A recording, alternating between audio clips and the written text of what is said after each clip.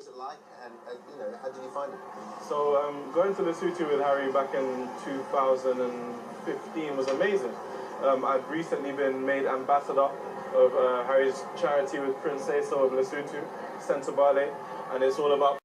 What do you make of all of this? It's kind of jaw-dropping, isn't it? Yeah, it really is, but to me, I feel like it's investment. It's an investment of a people in their identity. You know, this is symbolic to so many people around the world, so yeah, it's beautiful. The boys got overexcited and drew those swords. But everybody said it was going to be a recipe for disaster, having these bridesmaids and pages under, 8 under 8 or something, and actually, look, it's been so wonderful. Hasn't gone wrong at all. It's intimate shots as well. We saw Harry wiping away a tear. And so we saw a lot of tears. Yeah. Julie herself, we had to have tissues brought in here because Julie got terrible. It was the build-up of the day. And especially from the mother, as you said, Julie, there were those lovely shots of the couple with Victoria sitting there. You see her in line of sight. So this is King Henry VIII gate. Bill, talk us through it. This is a drum major in state dress leading the band of the Irish Guards back to barracks down the High Street, so still quite a lot of enjoyment for the public listening to this. And of course leaving behind the Windsor Castle Guard of the 1st Battalion Irish Guards, commanded by Captain Harry Nunn, who are of course on their 24-hour duty of guarding the Windsor Castle. Look how spectacular that is. That is England, isn't it? Unbelievable. Behind the band, coming into view now, you can see the stepliners, who of course are marching in their jack boots. You mentioned this. Really, they're only really suitable for riding a horse. So this is, you will see that it's not a comfortable march, really. And they're not returning to Victoria Barracks, is that correct? They're going back to the other barracks in Windsor, or are they all heading back to Victoria? They will be going back to Cumbernauld Barracks, which is where Prince Harry himself was based. And the obvious thing, of course, we're looking at Queen Victoria. I'm sure everybody's familiar with that extraordinary silhouette, but she was known as the Widow of Windsor because she spent her years of seclusion in Windsor Castle. But she was very young and sprightly, wasn't she? And I think she would have enjoyed today as well. As we said right at the beginning, she was the woman who popularised the white bridal dress for a start. Absolutely. She's sort of set the pace and the tone for some of what we've witnessed here today. What do you think she would have made of today then? Yes, maybe in her younger days, as being young and sprightly, she might have. Let's hit straight on the multiracial thing. Yeah.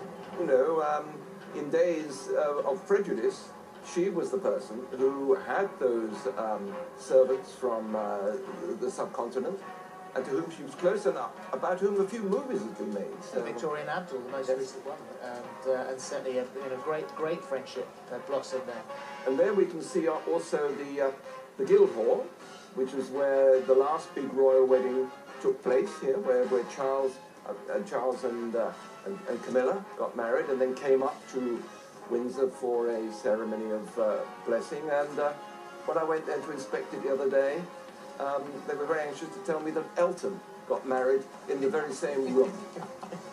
And he was there, of course, today. Yes, there was quite a guest list, wasn't there? But how lovely, Bill, for those who've lined the route since, well, gosh, early yesterday even, they're still getting a sense of this occasion as the various regiments return to barracks. That's right, and of course Windsor is quite used to having the Windsor Castle Guard march up and down every couple of days to mount its duties, but this is a very special event to have so much going on, and of course there are massive crowds to see it, so it's a wonderful exposure for the armed forces. Imagine how heavy those uniforms are, not only the bearskin, but imagine that at the front, the complete dress is just extraordinary. Marching in boots is one thing, but all those layers... That's right, and you can see the Gurkhas are being very restrained because their normal rate of march is double the rate of everybody else's, so they're having to conform to a slower pace, which shows their adaptability. And so that's happening on the streets of Windsor for the lucky folk who managed to bag their place here today, and it really has been the most stunning day and an extraordinary show. Can I ask Bill a question about that man in front? He is the drum major. Is he just ceremonial, dressed up in those clothes? No, the drum majors come from the battalion, so he's an infantry soldier. They're all his medals.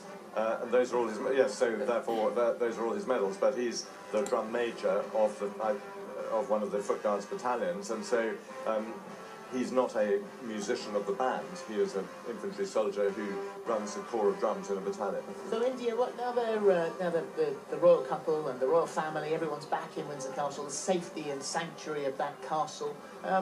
So will it be drinks time? It will be drinks time. They'll be serving lemon refresher, which the Queen loves. Certainly in my day, there was bowls of Smarties out. We always look forward to that. But it will be completely intimate. It will feel just like a family. Of course, at Charles and Diana's, it's called a wedding breakfast, even though it's lunch, which is always slightly strange. Our English traditions are amazing, aren't they? I particularly remember there that it was all the heads of state had disappeared. It was just really the core family. Diana had some of the bridesmaids sitting on her dress. We were all panicked about the creases and everything else going on. But right now, they'll be trying to get the photographs done. They'll have the big, large group first of both sides of the family, and then it will go smaller and smaller and smaller until it's just the bride and groom and the core group with the bridesmaids and pages, and then it will just be Meghan and Harry themselves. I wonder if they'll be drinking any of the royal wine, because Prince Philip planted the vineyards in 2011. He's taken a personal interest in the Chardonnay, apparently.